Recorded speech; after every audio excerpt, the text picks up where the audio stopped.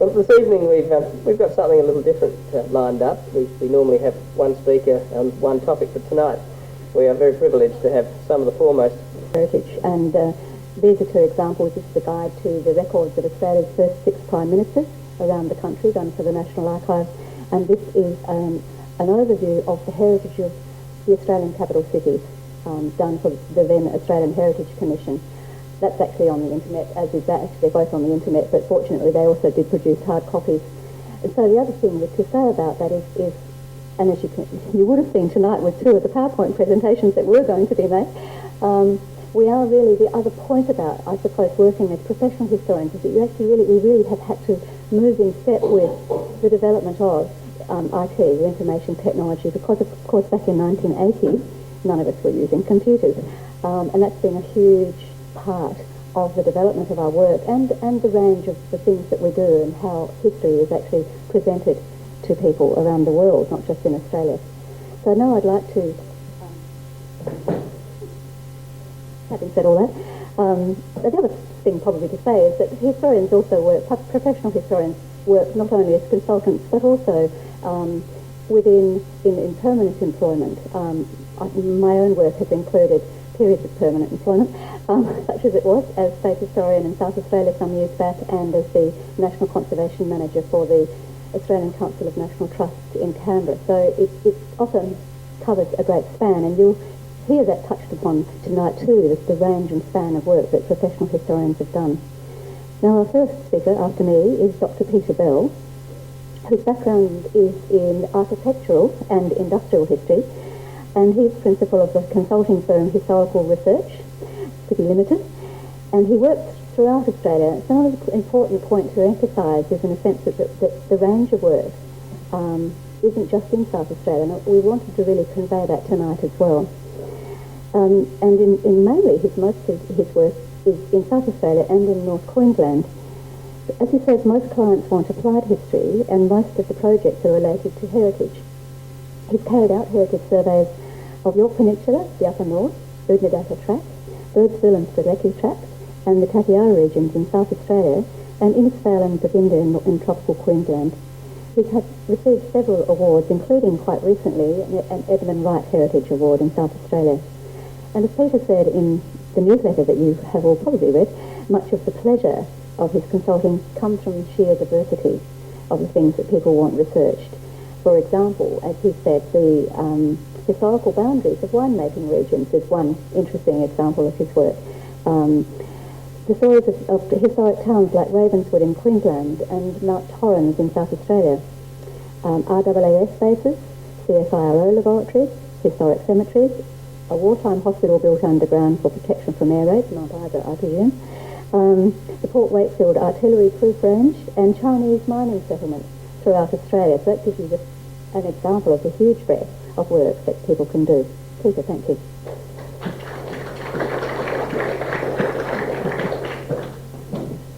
Thank you, Susan. Good evening, ladies and gentlemen. I'm one of the people who won't be showing you a PowerPoint presentation this evening, so as I said to someone earlier, I'll just have to make expressive hand gestures instead. I feel, after such a glowing introduction, I hardly need to speak. You probably know everything. I was going to begin by showing you my business card. The name of my company is Historical Research Proprietary Limited. In years past, I've been a teacher and an academic and a public servant and all sorts of things, but 11 years ago I went into the consulting business, formed a company, printed a business card, and ever since then it's been a source of bemusement to me, the number of occasions on which I've handed my business card to somebody with the words Historical Research in large letters at the top, and people have looked at it, put on a slightly puzzled frown and asked me, what does your company do?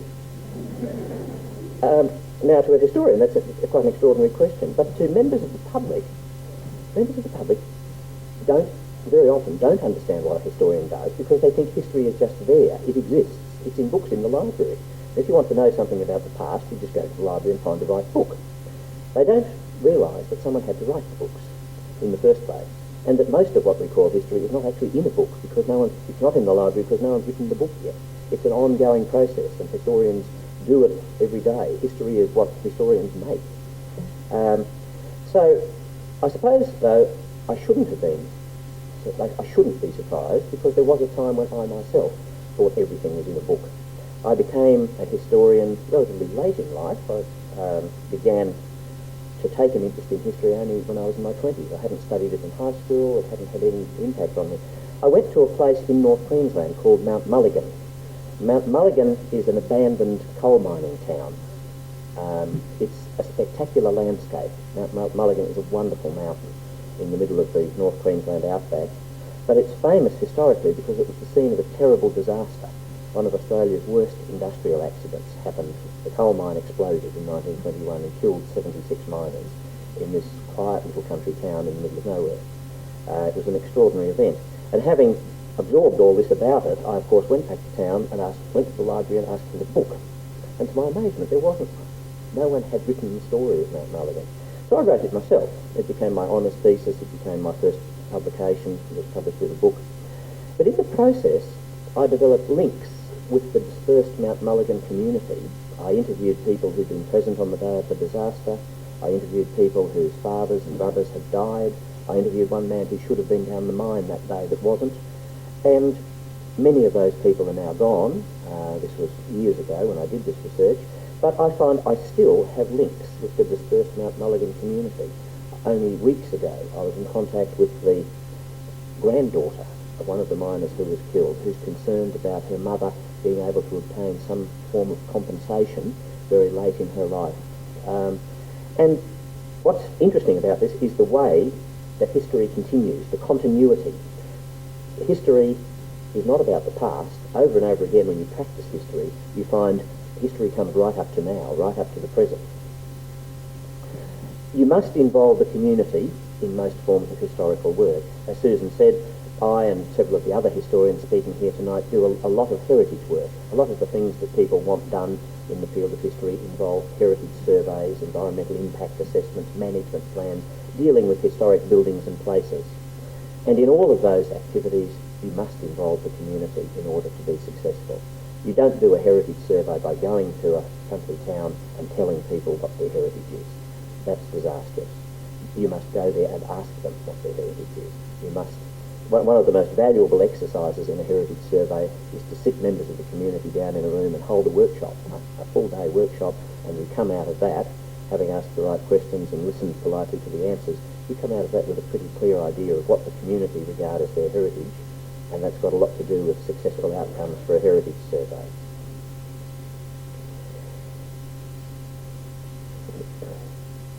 Sometimes historians do things for reasons which are a little more complicated. I've done studies of several wine regions, answering questions. What historians do mostly is answer questions. Someone asks a question and they want an answer, an opinion. In the case of wine regions, that of course is potentially a very contentious question, because where the boundary of the Coonawarra region runs means a lot to people who make wine in the southeast. If whether their vineyard is inside or outside the boundary of that region is a very important business consideration. So you can find yourself doing historical research and providing answers to questions which are pretty loaded. I recently did a heritage assessment of an area of vacant land in Brisbane. I was looking forward to showing you a picture of the vacant land. It would provoke a chuckle. And that, of course, was a highly political exercise. The reason that someone had asked me to do that was because that vacant allotment had been nominated to the Queensland Heritage Register, in the face of all common sense, for a political reason. It was being done to prevent a development. Someone was trying to block a proposed development on the land, and the Heritage Register was being used as a weapon to try to knock a development down. I've done quite a few heritage surveys in the outback, in South Australia, and also in the Northern Territory and in Queensland. And there you go to places where the environment shapes human behaviour in ways that we're really conscious of in the city. Grazing industry in the outback is shaped by the land and by the availability of water. Where people live is always shaped by the availability of water, and has been for many thousands of years. Those rules were in place long before Europeans came to Australia. In the outback you find yourself dealing with monuments, things you locate on heritage surveys. Cordillo Downs Woolshed is probably familiar to many of you, a wonderful stone monument standing on a gibber plain in an absolutely harsh, hostile, arid environment. But when you're dealing with heritage, you realise that most of what you're dealing with has actually vanished. Heritage isn't about stone buildings standing in the desert. There's a wonderful photograph of a group of shearers on their way to or from the Cordillo Downs woolshed. They're standing outside the Inaminka pub and they're holding their bicycles because they rode their bicycles every shearing season from the railway station of Lyndhurst to Cordillo Downs. That's a round trip of about 500 kilometres across some of the driest land on earth. So they were probably very glad at that beer at the only pub they passed at Inaminka. So the story of the Cordillo Downs woolshed is only partly up the woolshed. It's the behaviour of the people who work there and their experiences that are so fragile. We glimpse them through little fragments like a single photograph, and that can tell us so much more about historical events than the building that survives. I'll conclude with a rather nostalgic little tale from that same region.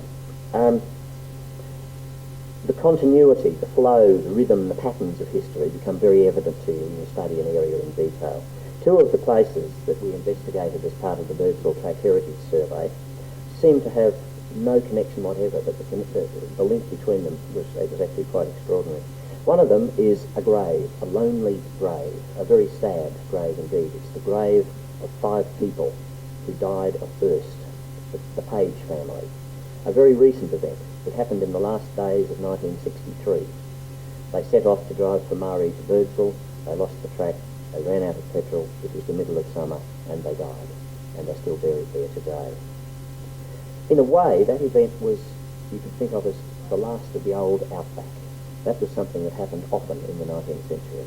It stopped happening to the greatest extent after we had roads and motor vehicles and radios and things like that. So in a way, the loss of the Page family was the last event that we associated with the old outback. About 150 kilometres southeast of the Page family grave, there is a gas well standing on Gidgee Alpha station. It's called the Gidgee Alpha number 2 well. And it struck the first commercial gas flow in Australia and created the new outback. Because the outback today, the outback of the last 40 years, is very different from the old one. It's full of people and machines and aeroplanes and radios and flashing strobe lights, and it provides all the energy that creates our electricity and cooks our food here in Adelaide. Now that gas flow from the Gidgee Alpha number 2 well happened in the last days of 1963. Within hours of that gas flow, the Page family were dying under a coolabah tree a little over 100 kilometres away. And I find the link between the two events, the simultaneous events, contain a very important message about what history is. The old outback, the new outback. You can put your finger on a moment in history when it's almost as though there was a day when one changed into the other. Now, these are the sorts of processes, the sorts of understanding of our past that make the job of being a historian very interesting. I think that's all I have to say.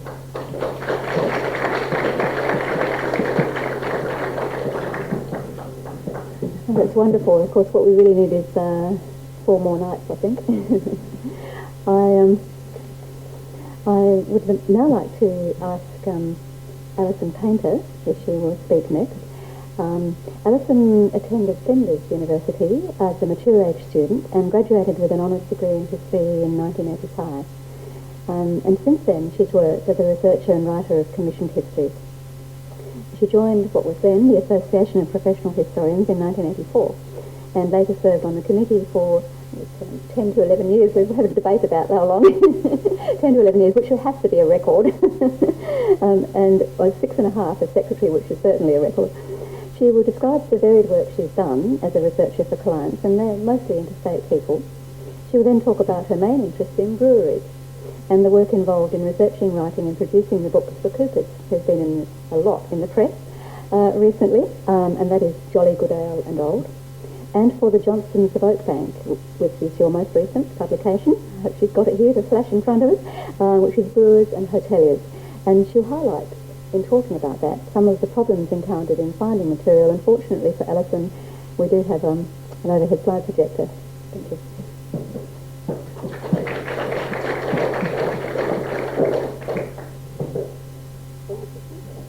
Thank you, Sue, and good evening to everyone.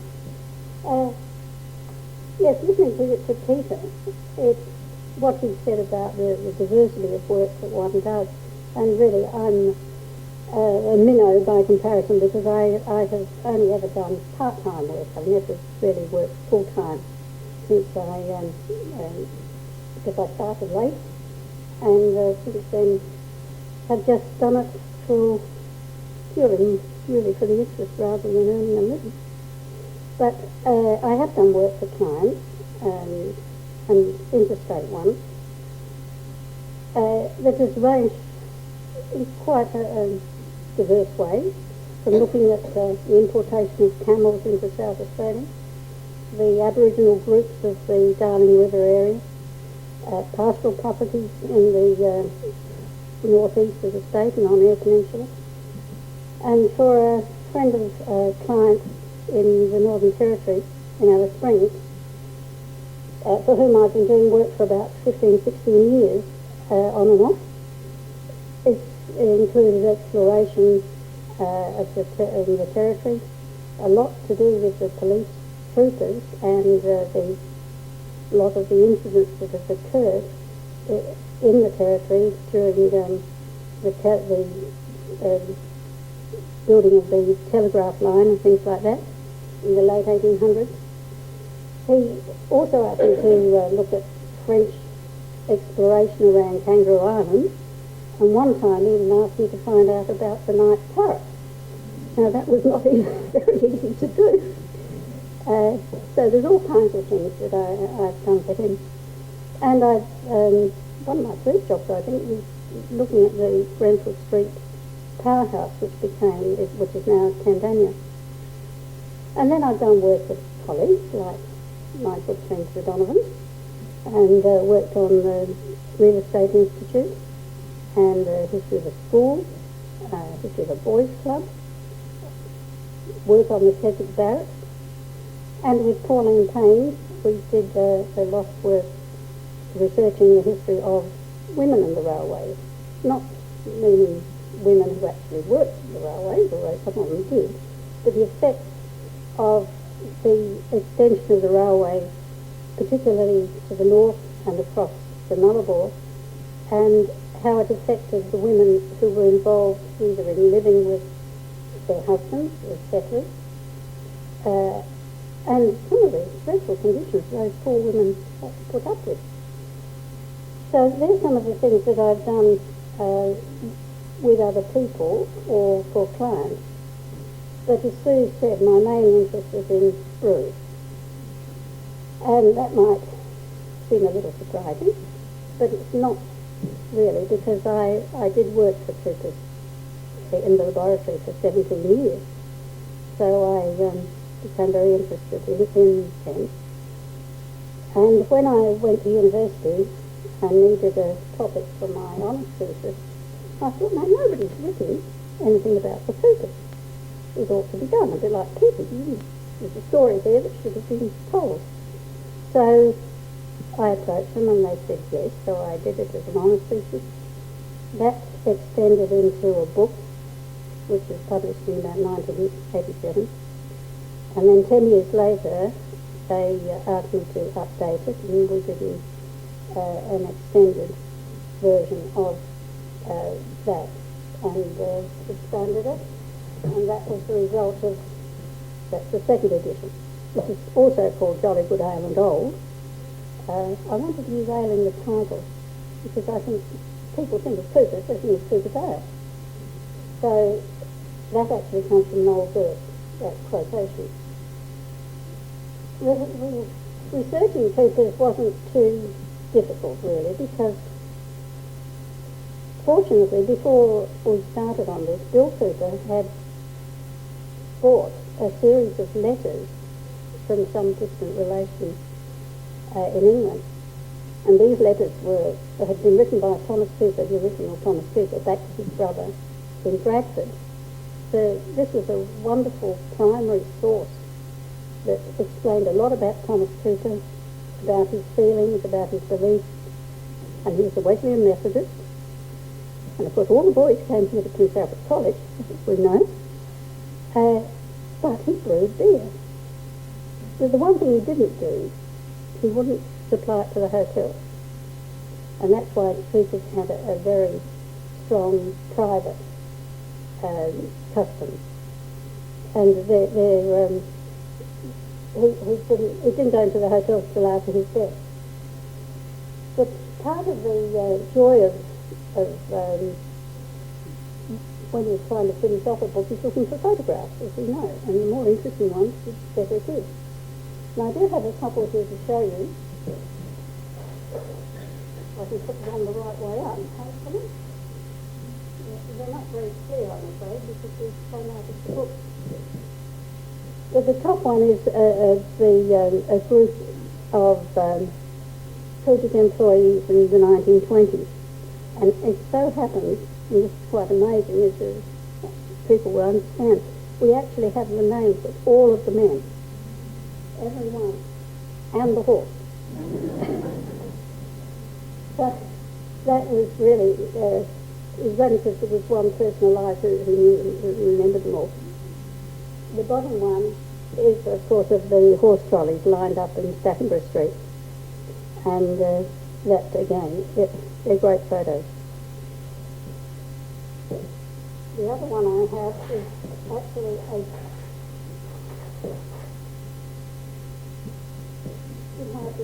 that is actually a painting, and that shows the men having to wash the puncheons.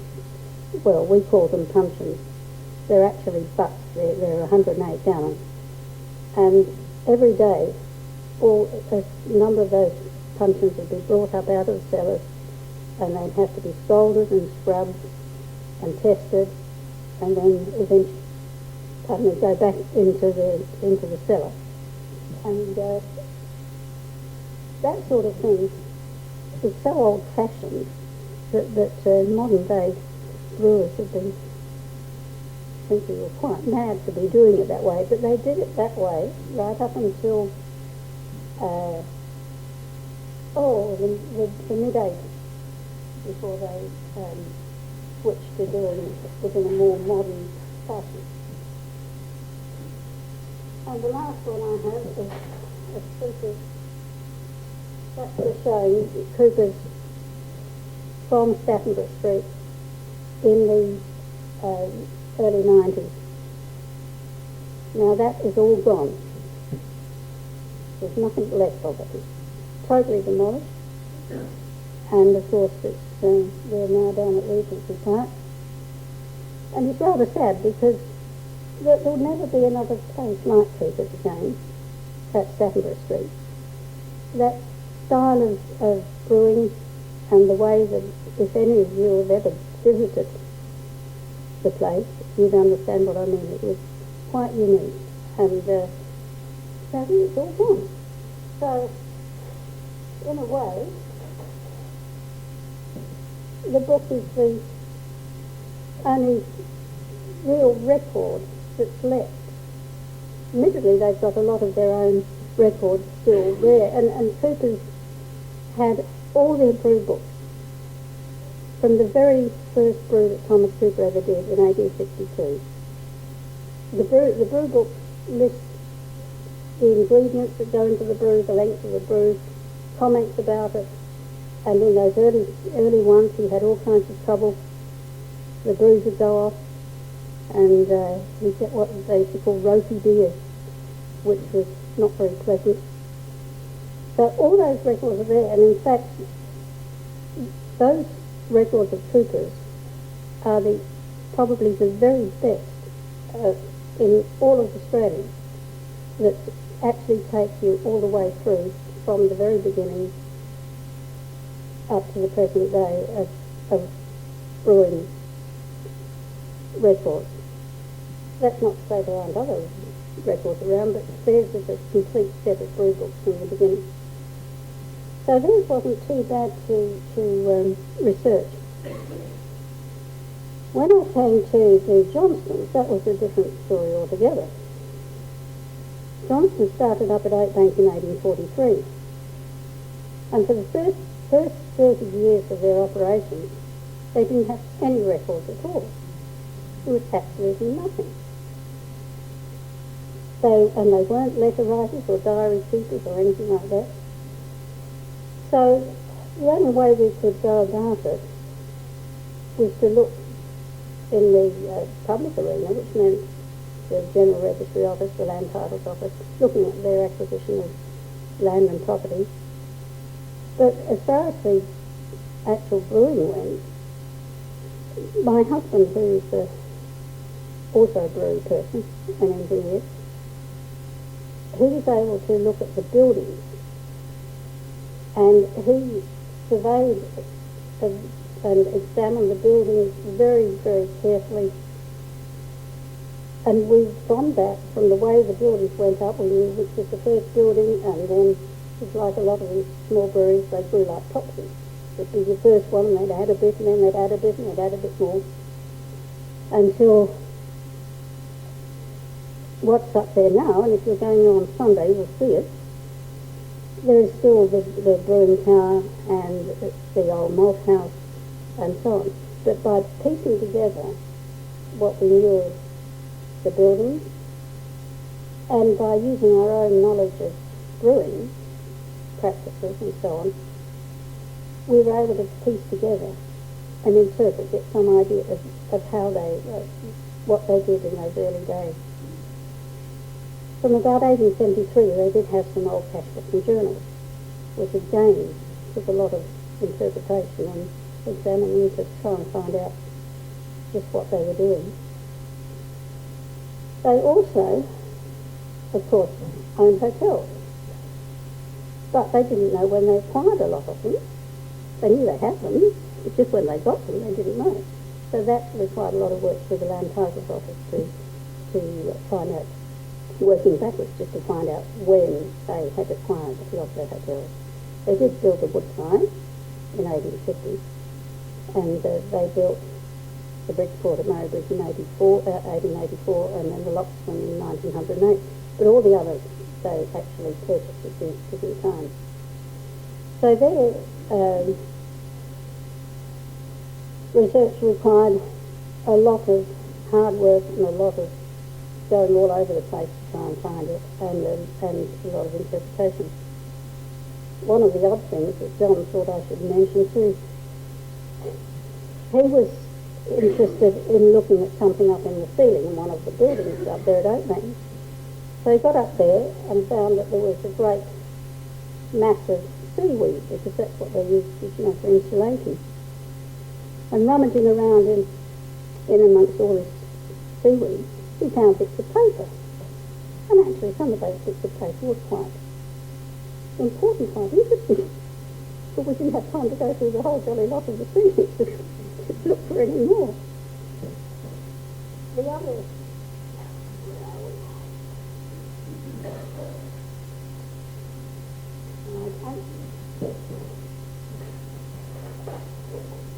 So, this is the area at Oakland, and that photo was taken in the 1880s. And we know that the brewing tower, which is the big square building there, and the chimney, were built in about 1868.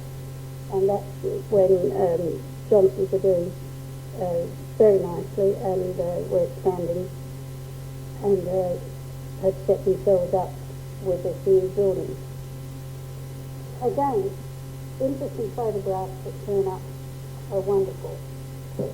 And here's one.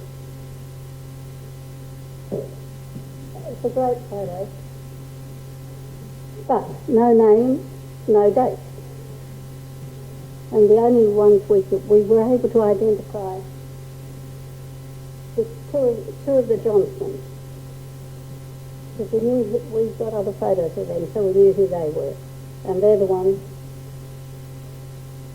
with the one with the straw boat, and the one on the other side is the man in the middle of Johnson. The rest of the ones, we don't know who they are.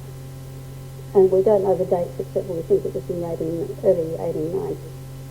So that's the case of them having a wonderful photograph and no names. The other area that required investigation was the library at North Adelaide, because the Johnsons were involved with the mine. And that again, that was another area that I had to investigate and follow up as much as possible all the Lion Brewery plus all the Lion Hotels.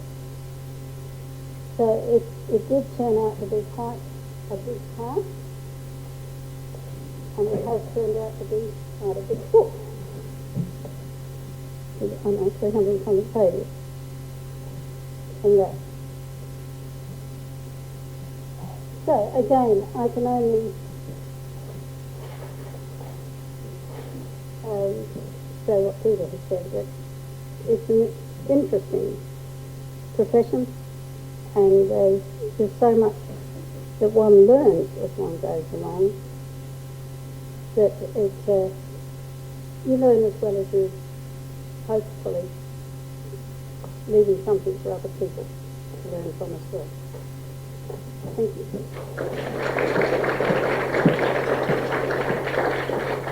Thanks, Alison. Wonderful. The next speaker is June Donovan, who is also a history researcher and a partner in Donovan and Associates, and I added this bit, June and Peter, which is also celebrating its 25th anniversary year this year. June will talk specifically about her work in locating and cataloguing and assessing heritage objects at the Commonwealth Government's Defence, Science and Technology Organisation, otherwise known as DSTO.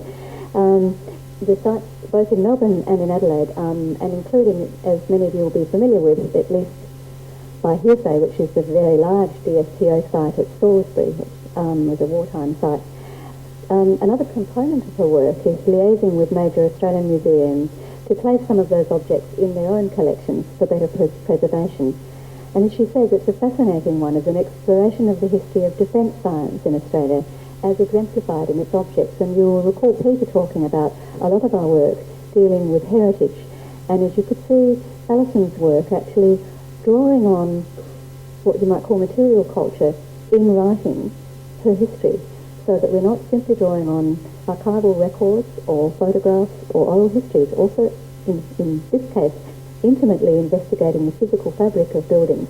And in June's case, she will also be talking about another element of that, which is actual objects. Thanks, June.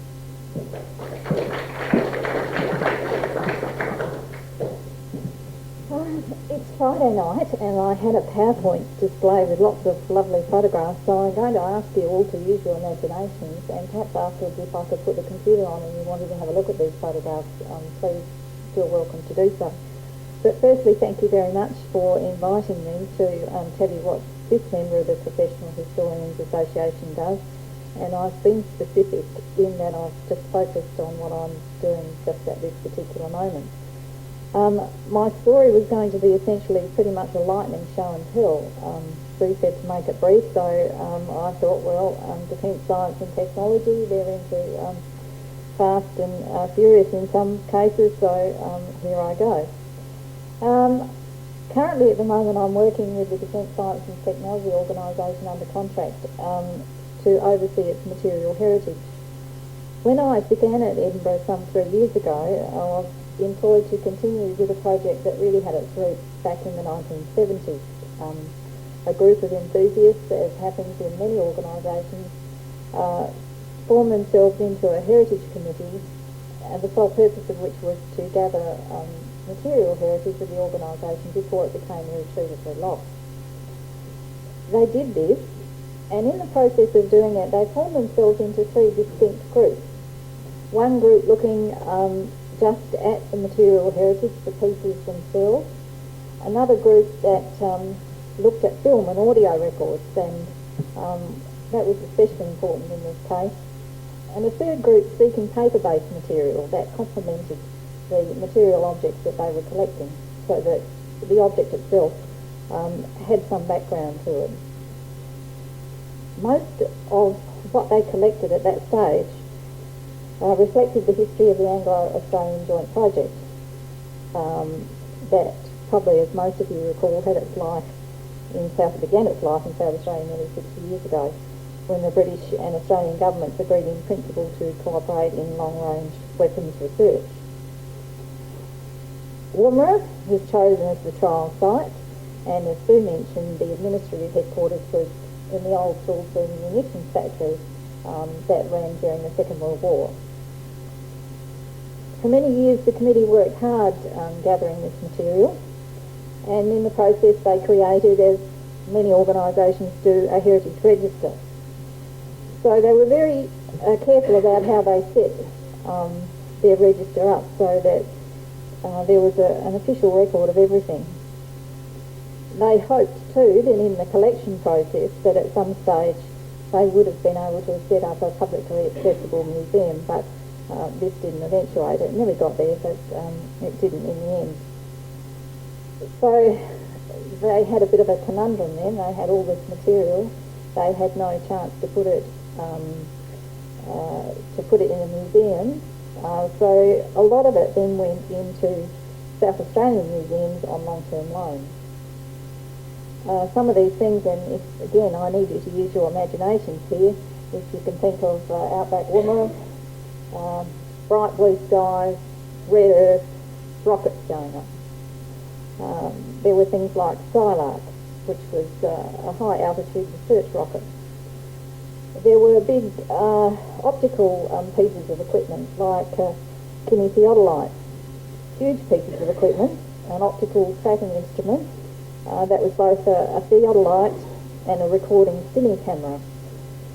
At Woomera, these pieces of equipment were used almost exclusively by women, and they were one of the very few jobs that women were able to do on the range. The others were also using cameras. The women affectionately became known as computers because of their work with these machines. There were radar vans. They were adapted for use up on the range. Two of these still remain, both on loan to museums. Someone gave them the names of George and Horace, and they still go by those names. They were British anti-aircraft tracking radars that became available after World War II, and they were originally designed for jungle use in Burma. Woomera needed equipment quickly.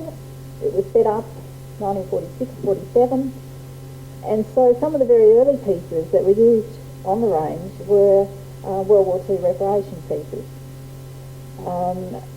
Many of them were readapted, like binoculars, and it's quite fascinating with some of the pieces because the old German signal codes are still on the side of them. So it's quite fascinating to track back just these little codes that are on the equipment, who actually made them and where they were made. Many of these pieces are now with the Australian War Memorial, so it means that people hopefully will be able to use some of them in years to come. As with many things in life, the Heritage Committee was ultimately wound up, but the work that's been initiated remained.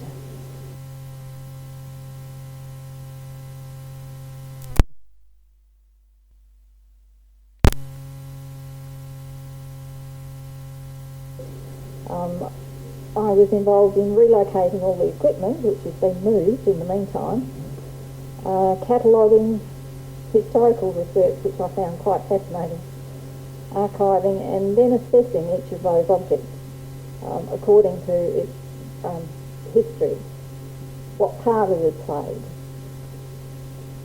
The interest that was generated while I was doing that work also meant that I was collecting more pieces, so it was a bit like a tumbleweed. In the course of this work, I spent a lot of time researching DSTO's rich archival record.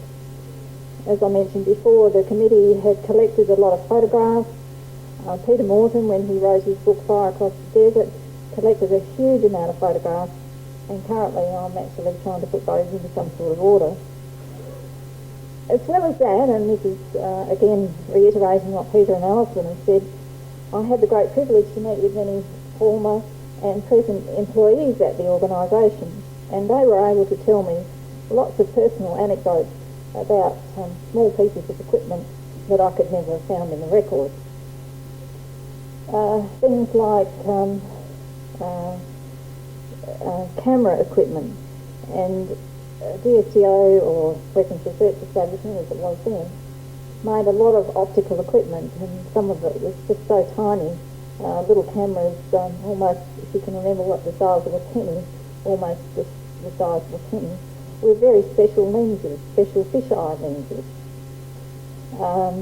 which had a field of view of 186 degrees. As I said, if you could visualise this, and if you could see the slides, it'd be a little easier. They made many, many cameras. They always used the initials WRE in front of whatever it was they made, obviously meaning Weapons Research Establishment, and then they'd put a few more letters after it. And so each of their cameras has a different name: RACIS, RETAR, and so the list goes on. RETAR meaning WRE, Weapons Research Establishment Target Camera. So there were a whole stack of them. The cameras could be adapted for particular trials, and in many instances, especially with that special fisheye lens, they could be put in pairs, and so that you get a full spherical cover of whatever it is they were photographing.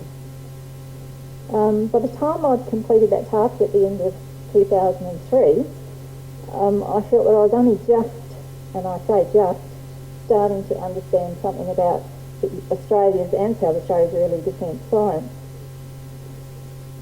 And that was reinforced through the objects, such as the RESAT satellite, which was launched in November 1967. It was designed, developed, constructed and launched in an 11-month period, which even by today's standards is pretty phenomenal. It was only the third or fourth country in the world, depending on how you want to define that, third or fourth, to launch a satellite. And DSTO still has a revolving model of that satellite. It's not the original, that's somewhere on the sea floor in the Atlantic Ocean, somewhere off of Ireland.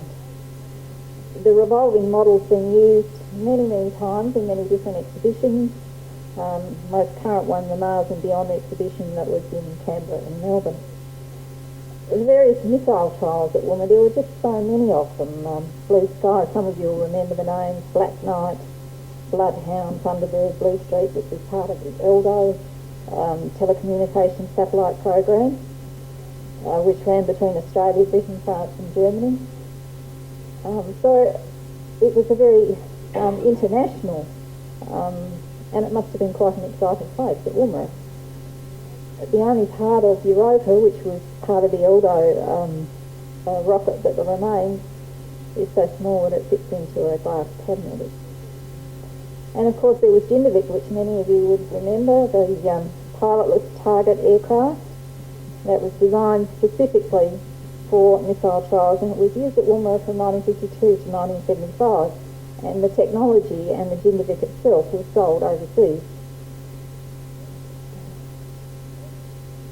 Earlier this year, DSTO contracted me to undertake further work at its Melbourne site, at Fisherman's Bend and at Maribyrnong.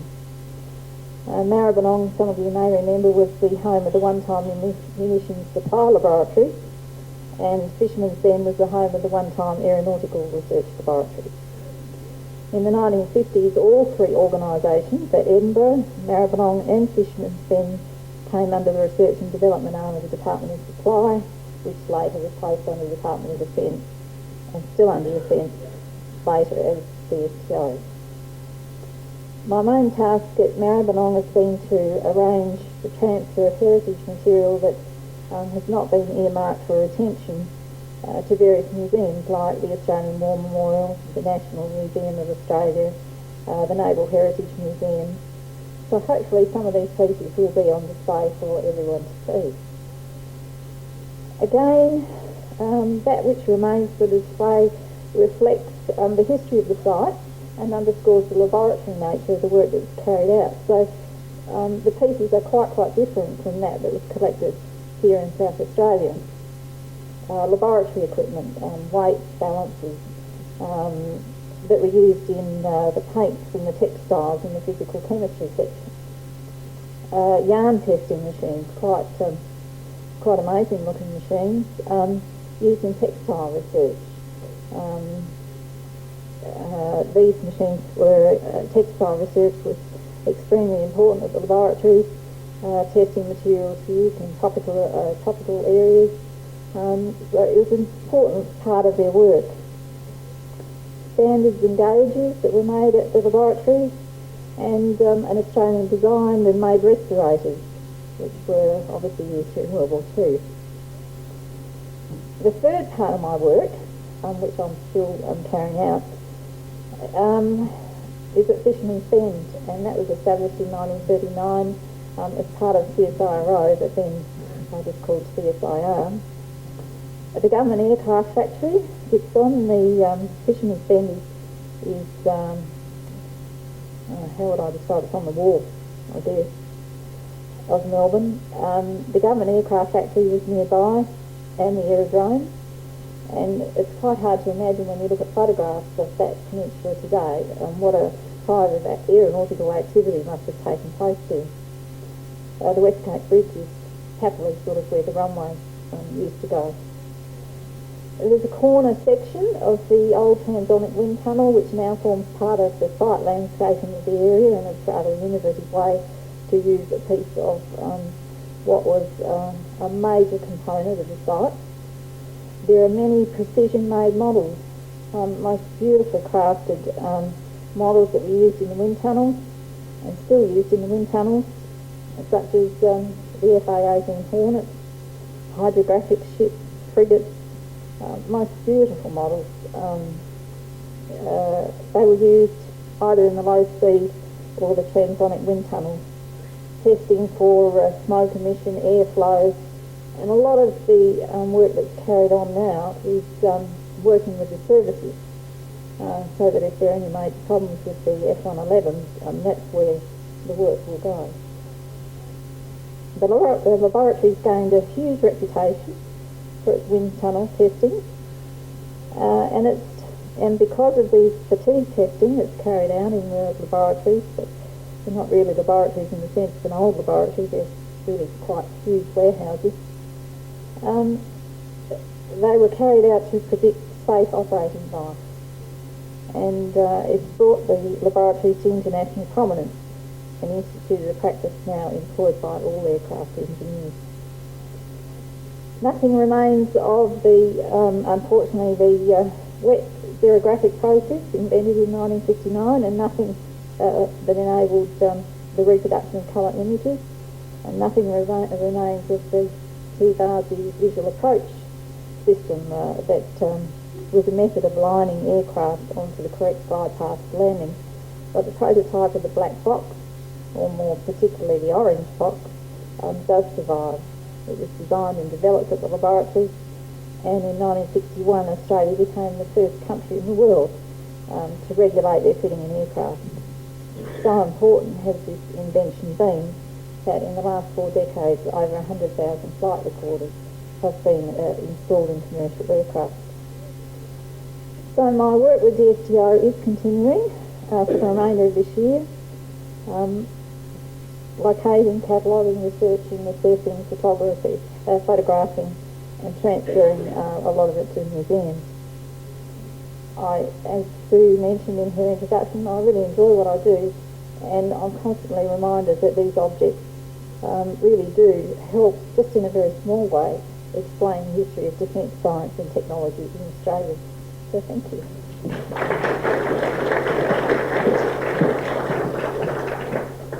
Thank you, Jane. Fascinating. I think you've all done very well with painting word pictures of, I'm sure we can see it help. I must say it has helped where we've got some idea about all that glamour of those Blue Streak and all those wonderfully evocative names that some of us remember from our younger days. Our last speaker tonight is Kathy Gargett, who gained her history honours from Adelaide University in 1983. And as she puts it, rather to her surprise, she found history an invaluable tool in earning her living. I must say I thought the same. In a range of jobs, and as she puts it, publisher's editor, curator, researcher and archivist. And that has included periods of employment at the History Trust of South Australia and, as at present, at State Records. And she says she'd like to very briefly share some thoughts with you about history as cause, trade and worldview. Thank you.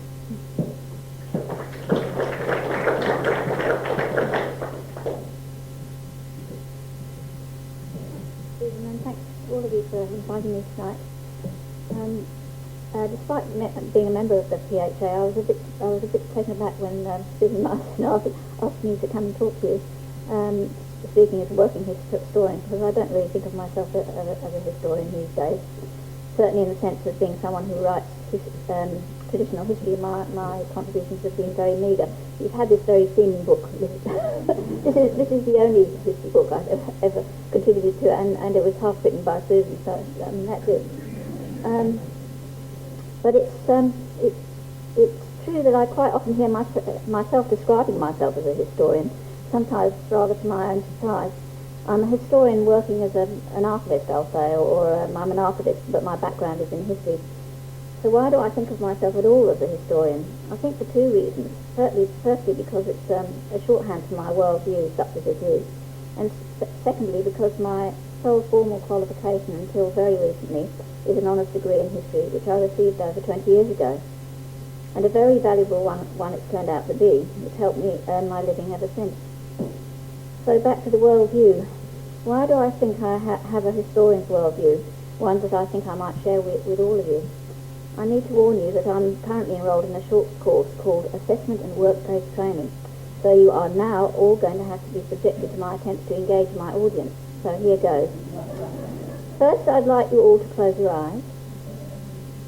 Now I'd like you to imagine that you work for State Records and that you have just learned that a work colleague, Tamara, has applied for 6 months unpaid leave to go and work as a volunteer in Laos. For the purposes of this exercise, you're going to have to suppress anything you actually know about Laos. So, your curiosity is aroused. During your lunch break, you decide to do a Google search on Laos in order to find out about Tamara's destination. You all got your eyes closed? I'm now going to ask you some questions, and I'd like you to raise your hand if you would put the following key words or phrases next to the word Laos to refine your search, not necessarily in this order. Number 1, location of surf beaches. Number 2, map. So raise your hand if you think you put map next to it. Involvement in Vietnam War. 4, national food or national dish. Got a few takers there. Number 5, Laos's soccer team. 6, Laos in the 19th century or colonial history. 7, something about the Laotian wombat population. No, you can open your eyes now. Not surprisingly, since you're sitting here, you all seem to be more interested in Laos's location and history than you do in finding out if it has a soccer team. And you all know that, as I didn't, that it hasn't got a coastline, so none of you want to know about surf beaches. Well, after that totally skewed experiment, I feel confident in declaring us all history tragics. I'd make a guess that when any of us are presented with a new thing, a country, a person, a building, an idea, or an organisation, one of the first, if not the first thing we want to know is something about its history. It's our way of getting a handle on it, of making sense of the thing, of giving it its all-important context. I think it's this sense of history, or more specifically chronology, that helps us getting a handle on the world, that makes us historians just as much as being interested in history. For its other allurements, its inherent interest, its ability to deliver a rattling good yarn, or its ability to feed our endless curiosity about human beings. Chronology is the comfort food of the historian. For me, the fact that I have a thing about chronology as explanation, and that this is not universal, didn't really sink in until I went to work for a sociologist. It was the then Commissioner for the Ageing, Dr. Adam Graycar. At some point in late 1989, I asked an explanation of the recent changes in aged care funding. Well, he started off very nicely. He began to give me a potted history of the funding of aged care by the federal government from about the end of the Second World War. But a couple of decades in, he stopped, and the following exchange ensued. Graycar, but you don't need to understand what the arrangements were before to understand what they are now. Me, well, yes, I think I do. Graycar, no you don't. Me, you do. Him, don't, and so on. I suppose, strictly speaking, he was right. All I needed to know about administering the funding was how the current formula worked. That is, one high-level care patient was entitled to X hours of high-level care, and Y hours of medium-level care per day funded at so many dollars for the different categories of care.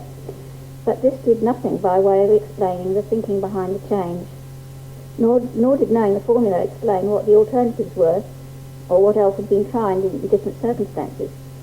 So the explanation didn't enlighten me much as to the vagaries of federal funding, but it did teach me the interesting fact that I clearly had a high regard for chronology as explanation than I realised, and that not everyone shared this view. I should add that although some senior public servants may openly declare they are not interested in history in general, or South Australian history in particular, or don't think it has any virtues when it comes to explaining policy, public servants are constantly having to write mini-histories. Just in my neck of the woods at State Records, there's ministerials and cabinet submissions and background briefings and so on, and records disposal schedules, perhaps most importantly for the State Records. They all require the assembly of facts into a narrative piece that brings the reader up to the present, usually put in chronological order. Chronology is to history as math is to geography. My second reason for describing myself as a historian is because since getting a history honours degree in 1983, I have, rather surprisingly to me at least, as Susan mentioned, been able to earn my living, usually in a history-related field. I say surprisingly because I get the distinct impression that most people don't think studying history is a very good career move. Well, I guess they're right, and this may well sound like sour grapes, but I have never been very happy with the word career. It suggests direction and progression that doesn't seem to bear any resemblance to my working life, and very few of anyone else's as far as I can see. The evolution of titles for the work section of the advertiser from job vacancies and then employment, then careers, has always struck me as somewhat shonky. I recently reread Cunninghama's True Stories, and I was very happy to find the following. The word career is one I can never imagine applying to what I do. Career is a word that can only be applied from without. It's a word with connotations of speed and certainty, of smooth forcefulness, like the trajectory of a comet seen from a great distance.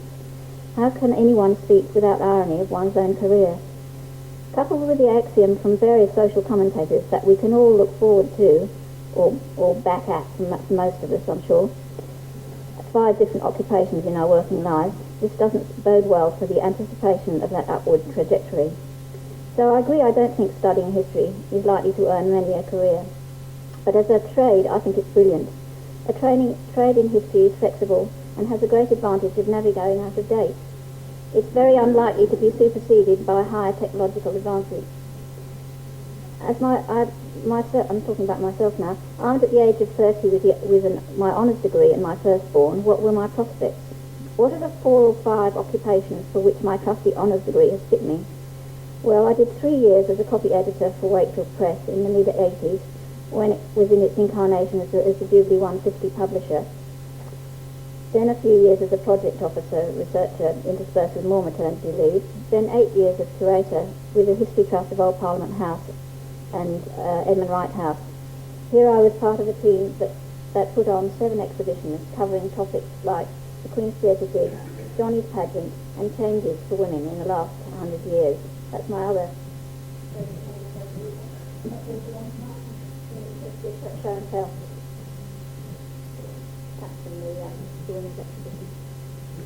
And now I'm employed as an archivist and trainee records manager at State Records of South Australia, and I've been there for coming up to 6 years, which absolutely amazes me. Part of my role as archivist has turned out to be promoting research in South Australian history by promoting the archives as one of the most important collections of primary sources for South Australian history. Contributions to this promotion has been a case of my own past occupations as publishing editor and curator coming back to haunt me. Perhaps the book I'm most proud of working on as a production editor is this, it's Ancestors in Archives, which is a guide to the holdings of state records, principally for family historians. We now also have, Sue was talking about the changes in technology, making changes for researchers and people who are just curious to finding out about their own history and history generally, I guess.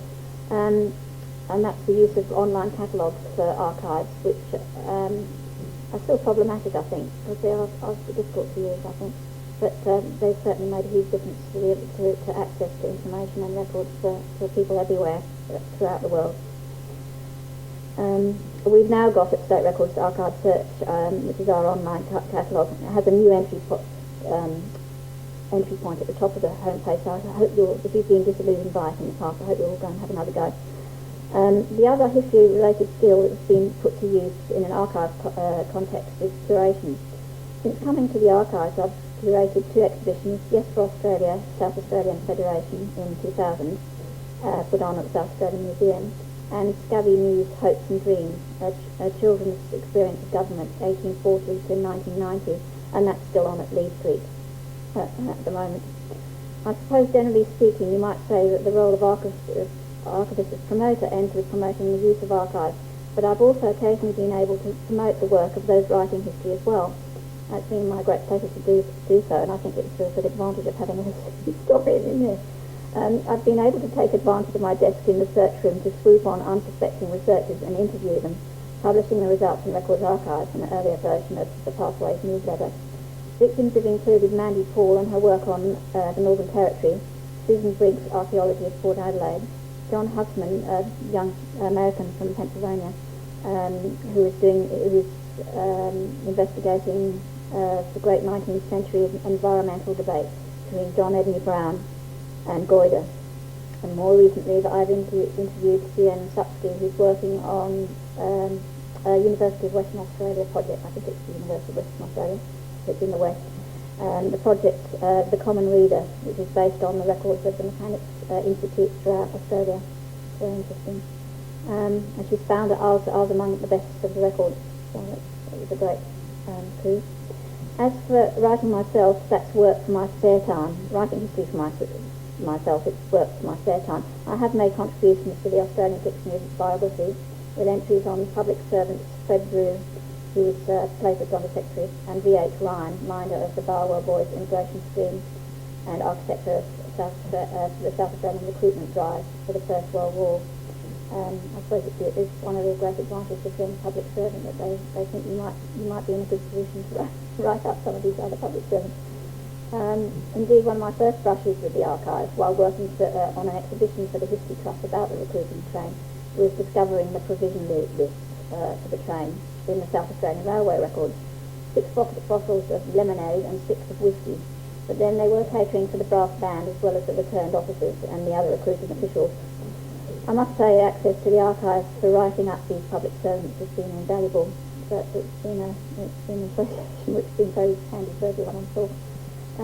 Until this year, when I completed a graduate certificate in Information Services, Archives and Records through Edith Cowan, the history degree was my only form of qualification. All the other skills, copy editing and curating, and to a certain extent archiving as well, was gained on the job. Now we come to the cause part of this talk. I have to explain that I thought this was going to be mostly for the Professional Historians Association, so I find it jars a bit with your interest in history. I apologise. At the beginning of the talk, I told you I was currently enrolled in a vocational course, Certificate 4 in Assessment and Workplace Training. I apologise if you already know all about the vocational training, but as all my workplace training has happened on the job, until about 2 weeks ago I had very little idea at all about how vocational training works in Australia. Vocational training in Australia has undergone major changes in the last 20 years. Traditionally provided by TAFE colleges, vocational training is now offered in secondary schools and by private training providers, with many universities offering courses which part of the national vocational scheme. In 1992, all states, territories and the Commonwealth agreed to the establishment of a body to run cooperative federal scheme of vocational training with strategic input by the industry, whichever industry wanted the skills. The scheme is now overseen by the Department of Education, Science and Training. Basically, it's about formalising and standardising vocational education so that the qualifications or certificates it's documented share the benefits of transferability, recognition and so on that university and academic qualifications have. Coursework is broken down into competencies, in other words, skills written by the relevant industry. I suppose it's part of doing that course, but I was wondering if there'd be any benefit to the history profession in thinking about history writing or presentation of history in other forms, as exhibition and so on, or indeed tours and so on, as a trade to sit alongside the academic discipline.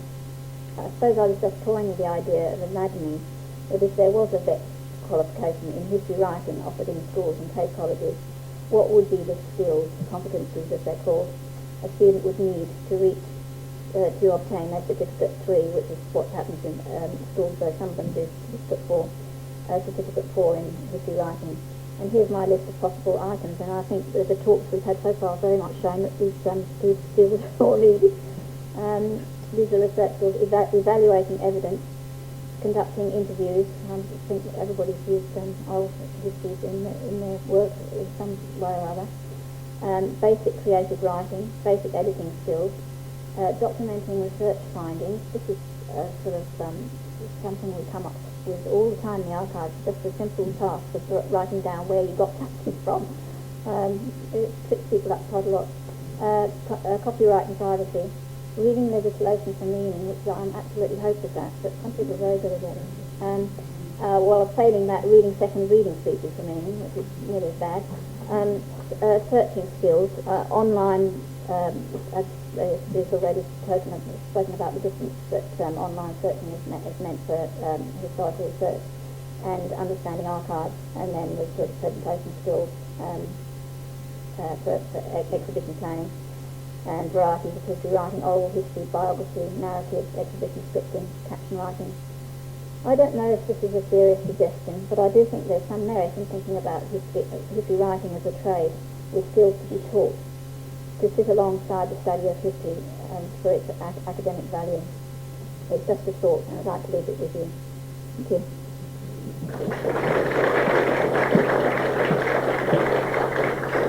Thank you. So Kathy's half of that June book was the better half, I might add. Thank you very much, all four of you, for talking about, and in fact illustrating what Kathy has just pointed out, which is the trade skills as well as the imaginative skills and the range of work, and how it does, as you can see, penetrate such a wide variety of the past in Australia and in fact internationally, from what June was also referring to. We do tend to forget the black box was an Australian invention. I'd also very much like to thank the Historical Society of South Australia for having us here tonight and for talking to you as members of the Professional Historians Association, and for those of you who came tonight to listen to us on this very wet and wild night. And I hope that you've enjoyed yourselves, and you're very welcome. Peter and June have both brought their computers and do have their pictures on their computers if you would like to gather around afterwards to have a look at their photographs and the books that we have here, and you're welcome to have a look through as well. So thank you all very much, and thanks to the speakers again.